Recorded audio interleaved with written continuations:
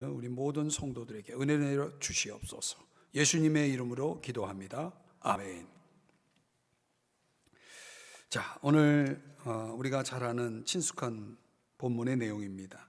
마라라는 장소에서 벌어진 사건을 소개합니다. 마라라고 하는 그 단어의 뜻이 무슨 뜻인지 아시죠? 쓰다라는 뜻입니다. 인생의 쓴맛, 이런 말들을 하죠. 저 룻기에 보면 나오미가 그런 말을 하죠. 자신을 마라라고 불러달라고.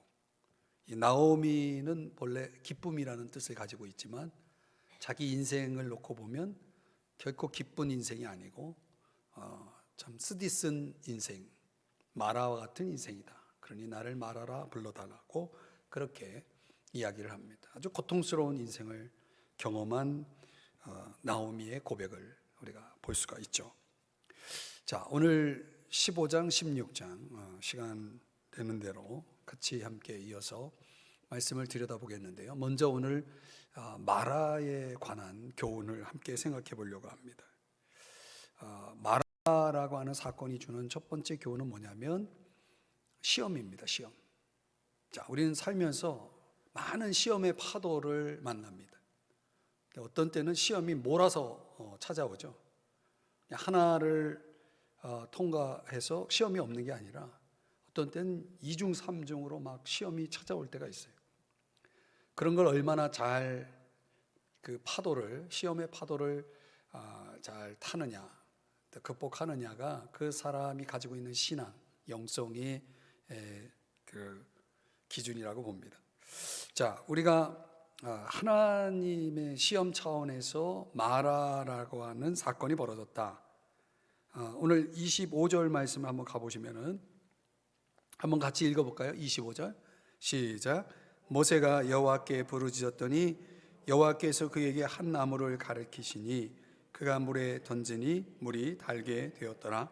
거기서 여호와께서 그들을 위하여 법도와 율례를 정하시고 그들을 시험하셨어요. 누가 누구를 시험한 겁니까? 하나님이 이스라엘 백성들을 시험한 거죠. 근데 시험에는 두 종류가 있다는 거 아시죠? 하나는 파괴적인 시험이 있고 또 하나는 생산적인 시험이 있죠. 파괴적인 시험은 당연히 마귀, 사탄이 주는 시험이고, 생산적인 시험이라는 것은 하나님이 우리에게 허락하시는 시험이죠. 그러니까 똑같은 시험이 와도 그게 마귀의 역사편에 서면 그 시험이 나를 파괴하는 거고, 또 하나님 편에 서면 그 시험이 나를 생산적인 삶으로 이끌어 주는 것입니다. 이스라엘 백성들이 특별히 잘못한 거 없어요. 출애굽해서 홍해를 건너서 이제 광야의 길을 지나던 중 3일이라는 시간이 흘렀죠. 그리고 마라라고 하는 장소에 도착해서 그들이 시험을 만납니다. 특별히 잘못한 거 있었나요? 없어요. 3일 길을 걷다 보니 그들에게 있어서 이제 시험의 순간이 찾아온 거죠. 결과적으로는 그 시험은 하나님 편에선 생산적이고 유익한 뭔가의 어떤 유익됨을 위해서 하나님이 이스라엘 백성들에게 허락하셨건만 그 시험을 이스라엘 백성들은 어떻게 반응하는지 24절을 보면 백성이 뭐 하고 있습니까? 모세에게 원망하여 이르되. 누구를 원망해요? 모세를 원망했다고 그랬어요. 모세가 잘못한 거 있나요? 없죠. 사람들은 좀 어려우면 이렇게 원망의 대상을 찾아내는 거예요. 이 상황이 지금 누구 때문에 벌어진 일이냐 하고 그 대상을 찾기 시작하는 거죠. 또 우리 인간사를 보면 우리 생활 속에서 벌어지는 일들이 그런 일들이에요. 이건 누구 때문에 이런 일이 벌어진 거냐 하고서 그 대상을 찾아서 원망하는 일을 하는 겁니다. 당연히 이스라엘 백성들 편에서 생각해 보면 이 출애굽을 지금 인간적으로 주도하고 있는 사람은 당연히 모세니까 모세 지도자를 향해서 원망하는 거죠. 그 지도자는 이런 비난을 감수할 수밖에 없는 것입니다. 앞에서 이끄는 사람들은 잘해야 본전이죠. 조금만 못해도 비난의 화살을 집중 화살을 맞는 위치에 있는 사람들이 지도자죠. 사실 그들은 얼마 전까지만 해도 뭘 했습니까? 하나님을 찬양했던 사람들이죠. 그 찬양의 입술이 그 3일 사이에 원망의 입술로 바뀌어져 있는 것을 봅니다. 우리의 삶이 그래요. 조금 전까지만 해도 그 참 귀한 입술, 찬송의 입술이었던 그 입술이 막 불을 뿜어내는 무서운 칼과 같은 그런 무기로 바뀌어져 있는 것을 보게 됩니다. 하나님께서 어떤 시험을 주신 겁니까? 어려움 속에서도 과연 그 찬양이 지속될 수 있는가? 그 어려움 가운데서도 과연 저들의 노래가 멈추지 않을 수 있는가? 이런 시험 아니었겠습니까? 25절 하반부에 우리가 보더라도 여호와께서 그들을 위하여 법도와 율례를 정하시고, 그렇게 말씀하죠. 그들을 시험하셨어요. 26절을 한번 읽어봐요. 같이 시작. 이르시되 너희가 너희 하나님 나 여호와의 말을 들어 순종하고 내가 보기에 의를 행하며 내 계명에 귀를 기울이며. 자, 여전히 고통 속에서도 노래할 수 있고, 고통 속에서도 여전히 하나님의 말씀에 순종하고 그 말씀대로 사느냐, 이런 시험이 지금 이스라엘 백성들에게 주어졌다는 것이죠. 우리가 내 삶이 축복이고 그저 내 생각대로, 내 기대대로, 내 바라는 대로 뭔가 모든 것들이 잘 순적하게 이루어진다라고 한다면 그들에게서 찬양을 기대한다는 것은 쉬운 일이겠죠. 뭐든지 내 뜻대로 이루어지기보다는 그 반대쪽일 때 여전히 하나님을 따를 수 있는가, 그분을 노래할 수 있는가, 그분을 섬길 수 있는가라고 하는 이 시험은 우리 신앙인들이 다 순간순간 겪고 살아가는 모습이죠. 해서 우리에게 정말 필요한 건 뭘까요? 우리가 주의 말씀을 따라가고 또 그분 뜻대로 살고 그분을 찬양하며 사는 이유가 뭡니까? 그분이 내게 주신 축복 때문에. 만약 그런 축복신학에 빠져 있다면 이 마라와 같은 현실은 그들에게 있어서는 도저히 용납할 수 없는 현실이죠. 그러면 찬양은 멈추는 것입니다. 순종은 찾아볼 수가 없는 것입니다. 많은 신앙인들의 딜레마가 거기에 있는 거죠. 근데 한순간 사람이 돌변하는 것입니다. 그 밝음이 갑자기 어두운 그늘이 되고, 찬양이 원망이 되고, 순종이 불순종이 되고, 이런 일들이 얼마나 많이 우리의 삶에 반복되고 있는지 몰라요. 요한복음 14장 21절, 우리가 잘 아는 말씀이죠. 나의 계명을 가지고 지키는 자라야 나를 사랑하는 자니. 그러니까 순종이라는 것이 어디서 나온다고 말씀하는 겁니까? 사랑에서 나온다는 거죠. 하나님 내게 축복하시니까 내가 순종합니까? 물론 그럴 수 있죠. 그런 순종은 오래 가지 않는다는 것이죠. 하나님이 출애굽이라고 하는 이 어마어마한 사건을 허락하셔서 그들이 홍해를 마른 땅처럼 걷는, 그리고 그 홍해를 뒤따르던 애굽의 군사들이 수장되는 그 놀라운 기적을 경험했지만 그 기적이 3일도 채 그 효과가 가지 않았다는 거예요. 수많은 기적, 수많은 은혜가 우리에게 주어진다 해도 우리의 현실이 마라와 같은 현실이 되면 그 기적은 다 잊혀지는 거예요. 사라지는 거죠. 그런 기적이 언제 있었습니까? 전혀 기억하지 않고 있어요. 전혀 반영하지 않고 있어요. 전혀 그것에 대해서 영향을 받지 않고 있는 모습입니다. 여러분은 조건 없이 주님을 사랑할 수 있겠습니까? 아무 조건 없이 주님을 사랑할 수 있겠습니까? 사실 반대로 생각해 보면 아무 조건 없이 우리를 사랑해 주신 분이 누굽니까? 네, 하나님이시죠. 우리는 조건을 걸고 사랑하고 있고 주님은 조건 없이 사랑하잖아요. 그래서 그분의 사랑은 무슨 사랑? 아가페 사랑이라고 그러죠. 이게 우리와 하나님의 차이라고 말할 수도 있겠죠. 하나님이 우리에게 요구하시는 건 그런 거죠. 환경에 상관없이 하나님을 사랑할 수 있는 사람들, 환경에 상관없이 그분께 순종하며 그분을 섬기며 살아가는 사람들. 저는 그런 시험들이 지금 우리 모두에게 지금 있지 않습니까? 그런가요? 자, 마라라고 하는 그 현장이 이스라엘 백성들에게는 그런 차원에서 시험이었을 거예요. 과연 이런 시험 속에서 이스라엘 백성들이 뭘 보여줍니까? 자, 또 보면 우리가 이 마라의 사건이 우리들에게 주는 그 시험의 차원도 있지만은 또 한편에서 보면 이 마라의 사건은 하나님의 축복이 숨겨져 있었던 사건이다. 왜냐하면 27절을 한번 보시겠습니다. 자, 27절 또 한번 읽어봐요. 시작. 그들이 엘림에 이르니 거기에 물샘 12과 종려나무 70그루가 있는지라 거기서 그들이 그 물 곁에 장막을 치니라. 자, 지금 그들은 이제 마라에서 벗어나 어디에 와 있습니까? 엘림이라는 곳에 와 있어요. 지금 마라에 있는 동안 어떤 일이 벌어졌습니까? 백성들이 하나님을, 아니 모세를 향해, 구체적으로는 하나님을 향한 원망이죠. 원망을 했죠. 그들이 크게 흔들렸죠. 그것 또한 지나가는 겁니다. 항상 마라에 있지는 않습니다. 우리의 현실에 항상 그런 고통의 환경 속에만 있지는 않습니다. 언젠가는 그 마라는 지나가는 코스에 불과한 거죠.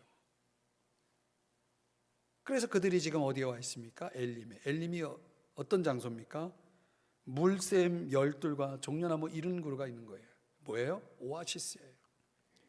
마라와 엘림 사이의 거리는 약 10km. 그리 멀지 않은 곳에 이 놀라운 오아시스가 있었던 것이죠. 지금 마라이지만 그들은 곧 엘림을 만나게 되는 그런 코스였던 거죠. 엘림이라는 뜻이 뭡니까? 능력이죠, 능력. 조금만 더 가면 뭐가 있어요? 엘림이 있는 거예요. 근데 백성들은 엘림이 보이지를 않는 거예요. 그렇지 않습니까? 단 1km 앞에도 뭐가 있는지 알게 뭡니까?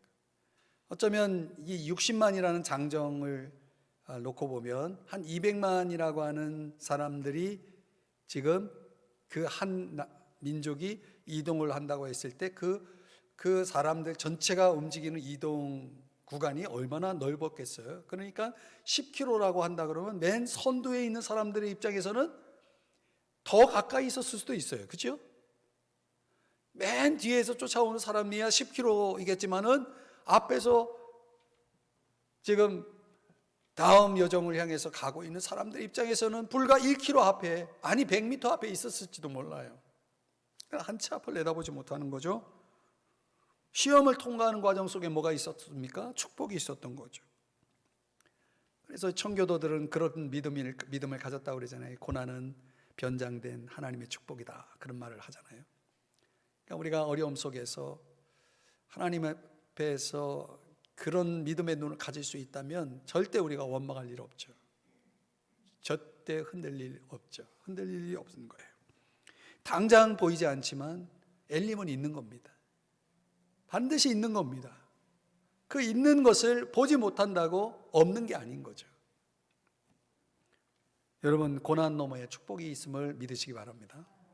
그러니까 지금 어렵다고 어려운 현실만 보지 말자는 거죠. 마라가 있다? 야, 곧 엘림이 우리에게 다가오고 있구나. 이렇게 믿으며 사시기를 주의 이름 축복합니다. 여기서 중요한 것은 이 마라의 또 중요한 세 번째 교훈은 뭐냐면,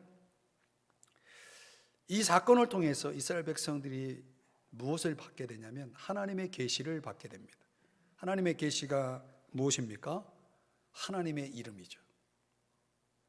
그들이 아직 신의 산이라고 하는 곳에서 하나님을 깊이 있게 만나고 하나님을 알기 전에 그들의 마라 경험을 통해서 하나님이 어떤 분이신지를 알 수 있는 절호의 기회가 그들에게 주어진 것이죠.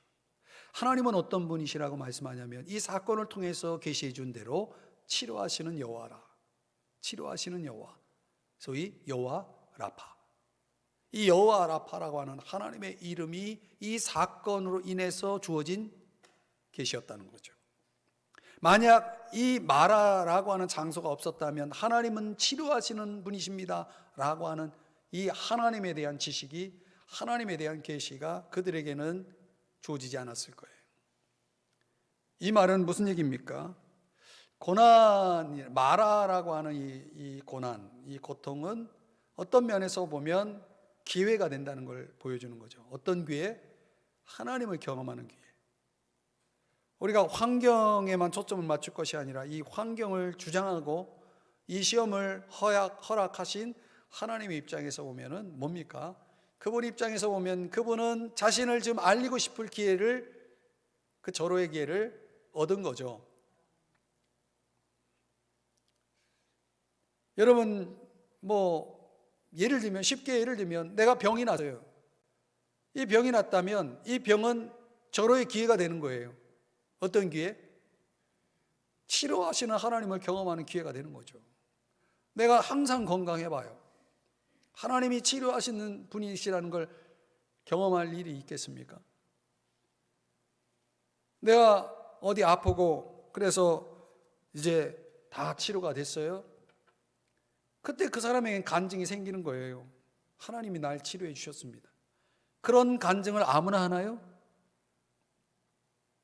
항상 건강한 사람에겐 그런 간증이 있을 수가 없는 거예요. 여러분 항상 건강하기를 원하세요?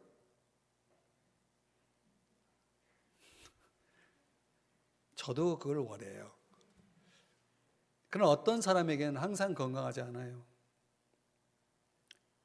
그러나 그것이 큰 그림 속에서 보면 나쁜 게 아니에요. 남들이 가질 수 없는 간증을 하나 얻는 거예요. 우리가 종종 머릿속에 하나님이 내 몸으로 체험하는 하나님으로 바뀌는 경우가 있어요. 욥이 고난 속에서 얻은 최고의 축복이 바로 그거죠. 욥이 아는 하나님은 귀로만 듣고 있던 하나님이거든요. 우리가 얼마나 하나님에 대해서 귀로 많이 듣습니까? 그렇죠? 수요일도 듣고 새벽에도 듣고 금요일도 듣고 주일에도 듣고 얼마나 많이 들어요. 어떤 분들은 24시간 하루 종일 방송을 통해서 들어요. 귀로만 듣는 하나님, 그 하나님이 과연 내 인생에 어떤 영향을 줍니까? 크지 않을 거예요. 그러나 욥은 고난을 통해서 어떤 고백을 합니까? 내가 귀로만 들었더니 이제는 내 눈으로 하나님을 이제 봤단 말이지. 그게 진짜 하나님 신앙 아닙니까? 여러분은 하나님을 얼마나 체험하셨나요? 우리가 하나님을 체험할 때가 언제예요? 여러분 아십니까? 엘림이라는 축복의 오아시스에서는 하나님의 사건이 없어요. 그냥 그늘에서 잘 쉬었다. 그거 외에는 우리가 배울 수 있는 게 없어요. 그리고 한 절로 끝나요. 제가 이 깊이 이 말씀을 묵상하다가 하나님 앞에 큰 깨달음을 얻었어요. 하나님이 이 엘림이라는 곳에서는 할 말이 없었던 거예요. 아십니까? 15장의 그 스토리에는 마라에 관해서는 하나님이 하실 말씀이 많았지만은 엘림에 대해서는 할 말이 별로 없었던 거죠. 우리가 영적인 눈이 열려서 깊이 있게 들여다보면요, 고난보다 더 큰 축복은 없는 거예요. 사실은 이렇게 설교하는 저도 고난은 싫어요. 그러나 고난은 유익한 거예요. 그들이 여호와 라파를 어떻게 알게 되었습니까? 마라가 있었기 때문에 가능했던 거죠. 26절에 그래서 나는 너희를 치료하는 여호와라고 말씀만 하신 게 아니라 그 치료하는 여호와라는 것을 직접 눈으로 봤다는 거예요. 어떻게? 그 쓴물이 단물로 바뀌어지는, 치료되는 현장을 목격함으로 인해서, 아무리 여러분 치료하는 여호와라고 귀로 수만 번 수십만 번, 수백만 번을 들어봐요.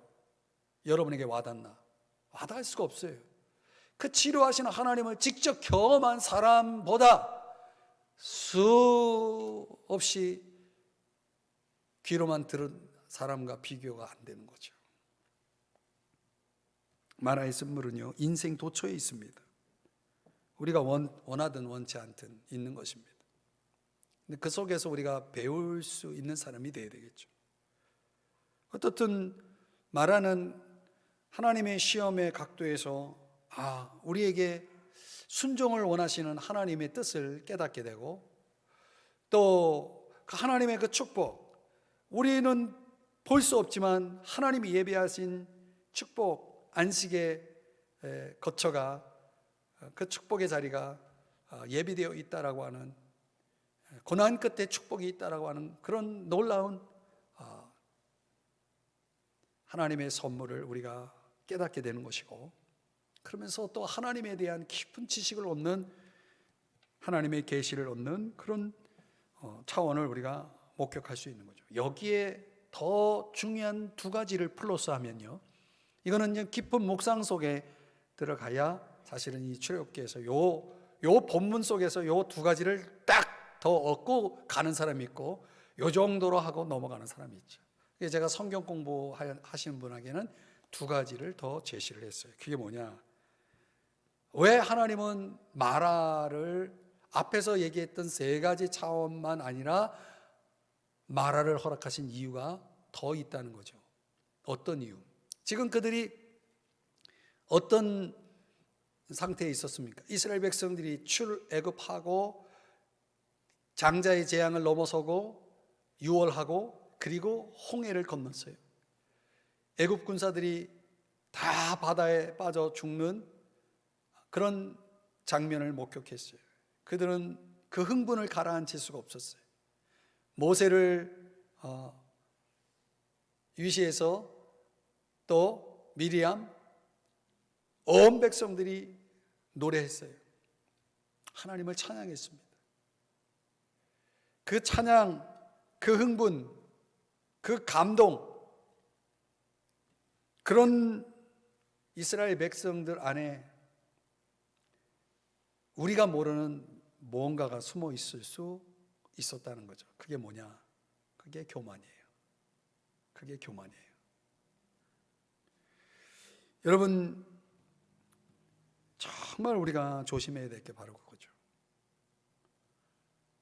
일종의 엄청난 승리를 경험한 거 아닙니까? 애굽으로부터 벗어나는 승리, 애굽을 이기는 승리, 홍해를 건너는 승리, 이런 모든 승리가 하나님으로부터 주어졌다는 사실을 망각할 수 있는 피조물이 바로 인간이죠. 그들이 홍해를 건너고 제일 먼저 마라를 경험한 이유가 바로 여기에 있지 않을까요? 만약 그들이 계속 승승장구했다면 틀림없이 그들은 속으로 이런 생각을 했을 거예요. 우리 힘으로 홍해를 건넜고 우리 힘으로 출애굽을 했다. 그런 거 아니겠어요? 승리를 거둘 때 극적인 성과를 거두고 번영을 누리고 축복을 누리고 정말 인생에 돛단 듯이 잘 나가고 있을 때 조심해야 되는 거예요. 우리 인생 앞에 마라가 있다는 거죠. 그래서 우리가 항상 깨어있는 것이 중요합니다. 깨어있는 것이 중요합니다. 고린도전서 10장 12절에 그런 말씀이 나오잖아요. 선줄로 생각하는 자는 뭘 조심해요? 넘어질까 조심하라. 여러분, 원숭이도 나무에서 떨어질 경우가 있는 거예요. 선줄로 생각한다는 건 뭡니까? 이제 나는 다 이루었다 말이죠. 나에게 불가능은 없다, 이런 거 아니겠습니까? 이런 자신만만함이 조금씩 교만이라고 하는 형태로 드러나는 거죠. 그래서 낙관주의가요, 그게 위험한 낙관주의도 있는 것이죠. 긍정 인자가 우리에게 있다 해도 그것이 이 자기 만족적인, 자기 충분적인 그런 낙관이라고 하는 것이 나는 할 수 있어, 뭐 그런 믿음을 가지고 사는 사람도 있죠. 나는 뭐든지 지금 이 상황에서 나는 할 수 있어, 계속 나는 할 수 있다라고 주장할 수 있겠죠. 그래서 정말 했다면 뭐라고 생각하겠습니까? 그래, 나는 이런 사람이야, 내가 이루었어, 이러지 않겠습니까? 승리할 때 조심해야 된다는 거죠. 또 반대로 역으로 생각해 보면 이 고통의 순간이 우리에게 절망으로 우리 마음을 지배할 수 있겠죠. 그 고통의 순간 속에 절망하는 이유는 뭡니까? 이 마라가 내 인생의 끝이라고 생각할 때 절망이라는 것은 오는 거죠. 만약 내 앞에 엘림이 있다라는 믿음이 있다면 절대 절망할 일 없죠. 잠시 후면 엘림이 있으니까. 저는 스포츠를 이렇게 되게 좋아해요. 근데 생중계를 별로 안 좋아해요. 마음 졸이면서 이 결과를 막 보면 막 어떻게 될까, 막 질까봐, 내가 응원하는 팀이 내가 좋아하는 팀이 질까봐 막 마음 졸이면서 보는 걸 되게 불편해하고 제가 별로 안 좋아해요. 그래서 저는 녹화 방송을 많이 봅니다. 결과를 아는, 그리고 내가 좋아하는 선수, 내가 좋아하는 팀이 이긴 게임을 주로 많이 봅니다. 아주 여유를 가지고 편안하게 봅니다. 이겼으니까, 이길 줄 아니까. 여러분, 고통이 계속된다면 사람들은 뭐합니까? 절망하죠. 어쩌면 그들에게 있어서 마라는 짧은 시간이 아닐 수도 있어요. 아주 길게 느껴지죠. 어떤 사람은 3년이 될 수도 있는 거고, 어떤 사람은 그 마라가 10년이 될 수도 있는 거죠. 우리의 인생이 경험하는 마라가 다 깊이가 다르고 넓이가 달라요. 길이가 달라요. 어떤 사람은 왜 이렇게 어려운 일이 그렇게 많아요? 아니, 한 번도 아니고 두 번도 아니고 뭐 벌써 몇 번. 그래서 수년을 마라의 현장 속에서 아직도 벗어나지 못하는 사람들도 있더라고요. 제가 교인들을 보니까. 근데 우리의 현실이 마라가 끝나지 않을 것 같은 현실인 사람들도 솔직히 있더라고요. 그럼 이 본문을 어떻게 해석해야 되겠습니까? 정말 마라는 끝인 겁니까? 아니잖아요. 엘림이 있잖아요. 그럼 그 사람에게 엘림은 언제 온다는 얘기입니까? 몰라요. 그러나 중요한 건 뭐냐면 절대 끝이 아니라는 건 확실해요. 그러니까 절망이 속단이 되어서는 안 된다는 거죠. 조금만 더 가면 되는데 그 조금만 더 간다는 게 어떤 사람에게 굉장히 버겁고 힘들 수 있겠다. 내가 그분 입장에 있지 않는 한 그분이 겪고 있는 일들을 내가 어떻게 위로할 수 있고 설명할 수 있고 그분을 도울 수 있겠습니까? 여러분, 내가 겪어보지 않은 것들을 쉽게 판단하지 마세요. 참 어려운 일입니다.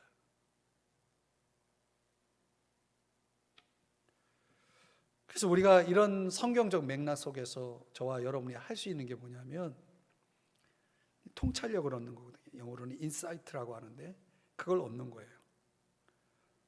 그러니까 풀리지 않는 일들, 내 마음대로 되지 않는 일들, 막 짜증나게 하고 가슴칠 만한 답답함이 막 밀려오고 이럴 때 우리가 마라와 엘림 사이에서 갈등하는 거죠.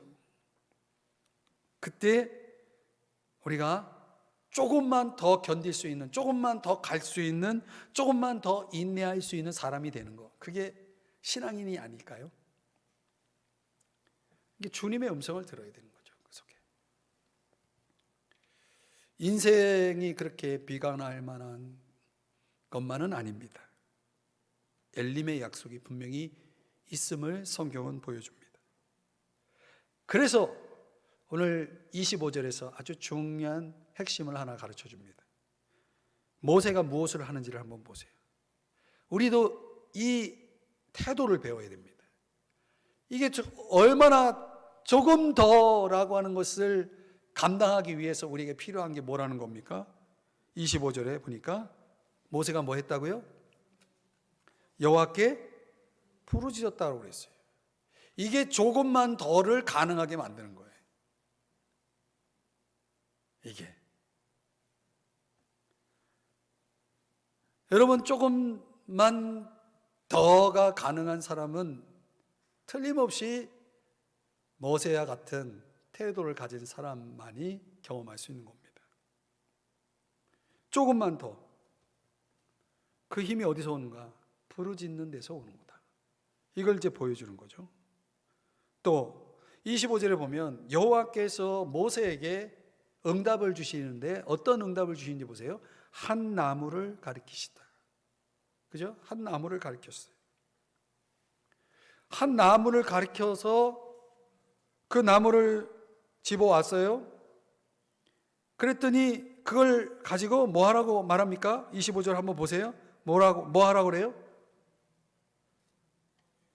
보고 계시나요?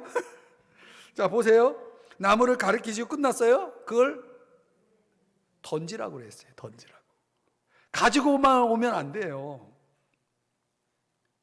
지금 하나님께서 모세를 통해서, 그 부르짖는 모세를 통해서 뭐라고 말씀합니까? 전혀 상관없는 일을 지시하고 있어요.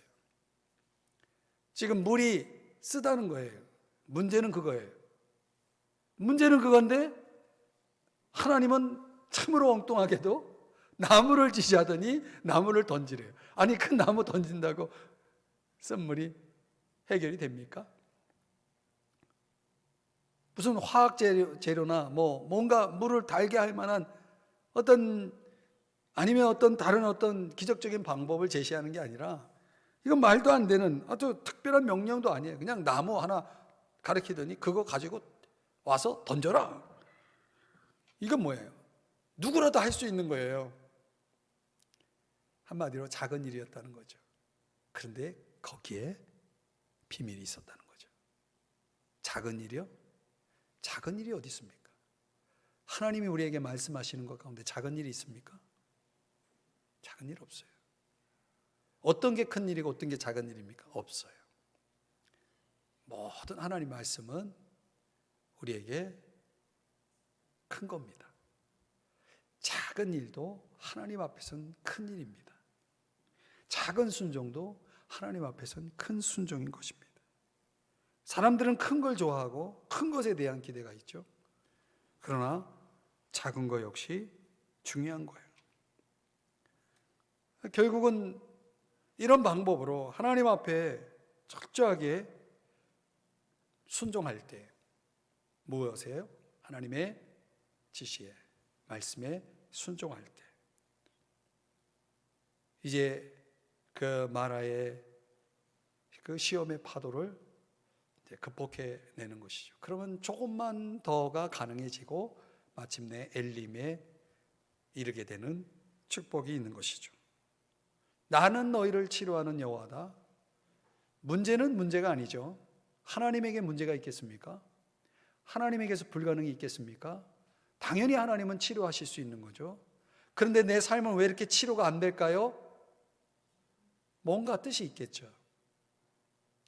지금 엘림은 기다리고 있고 물은 고쳐질 수 있는 상황이에요. 그럼 하나님이 모세를 통해서 우리에게 요구하신 두 가지가 뭡니까? 부르짖으라는 거예요. 작은 일에 순종하라는 거예요.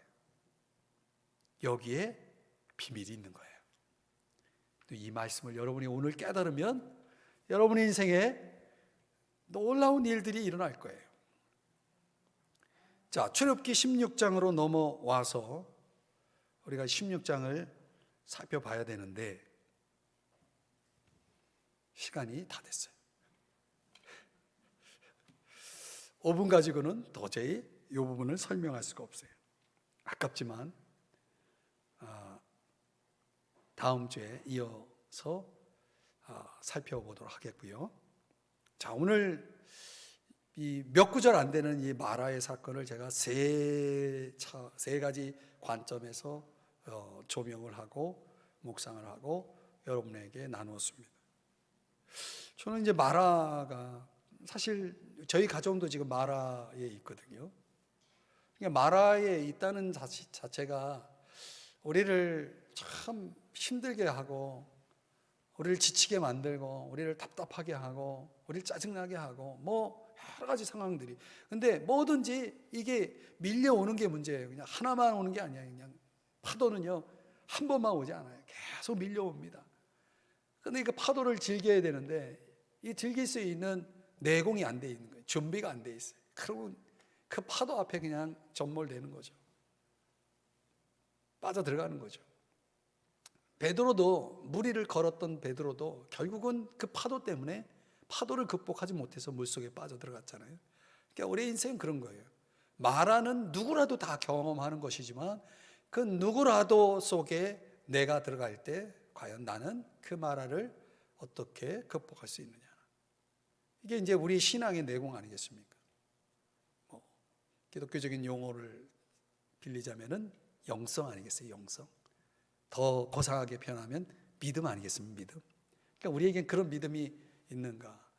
이철희 목사에겐 그런 믿음이 있는가? 저는 이제 오늘 이 말씀 묵상하면서 오늘 또 하루 보내고 또 오늘 여러 가지 일들이 이제 사건들이 막 내 안에 이제 막 그런 사건들이 막 일어나는데 그런 것 속에서 제 마음이 아주 그 폭풍 속에 있는 그런 상황인데 마치 잔잔한 호수에서 낚시하고 있는 그런 내 마음을 봤어요. 참 놀라운 은혜를 경험했거든요. 이 마라를 깨달으면 이렇게 되는구나. 그래서 제가 이제 오늘 저는 아주 여러분에게 담대하게 이 말씀을 전할 수 있는 경험을 가지고 오늘 이 자리에 섰기 때문에 그래서 오늘 설교가 저에겐 더 은혜가 되는 것 같습니다. 여러분 오늘 이 말씀 들으시면서 여러분의 인생 속에 찾아온 마라, 아직은 이 마라가 끝나지 않을 수도 있고 아직은 마라에 도착하지 않은 분도 있어요.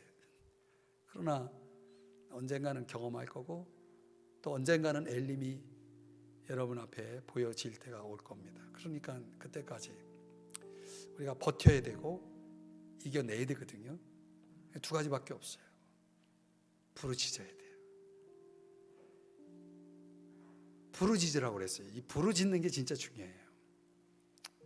여러분, 저는 이제 새벽마다 부르짖어서 기도하거든요. 우리 교회는 조용히 기도하는 교회라서 좀 민망하긴 한데 저는 조용히 기도할 수 있는 상황이 아니에요. 지금 더 크게 소리 지르면 성도님들이 놀라서 다 더 도망갈까봐 제가 그냥 혼자서 부르짖는데 정말 은혜가 있어요. 하나님 앞에 은혜를 많이 받고 있습니다. 우리 교회 성도님들도 기도의 자리에 많이들 나와서 부르짖었으면 좋겠어요. 부르짖을 일이 너무 많아요. 너무 많은데 부르짖는 사람이 그리 많지 않아요. 그 이유는 뭘까? 부르짖어야 될지 모르는 거예요. 때를 모르는 거야 아직. 그러니까 답답하죠. 그래도 오늘 이 자리에 나와서 말씀 듣고 돌아가시는 여러분들에게 오늘 마라의 이 교훈, 이제 만나의 비밀은 다음 주에 나누고 오늘 이 마라의 교훈을 깊이 마음속에 새기시고 또 묵상하시면서 여러분의 인생 역전, 인생 기적을 깊이 경험하시기를 주의 이름으로 축복합니다.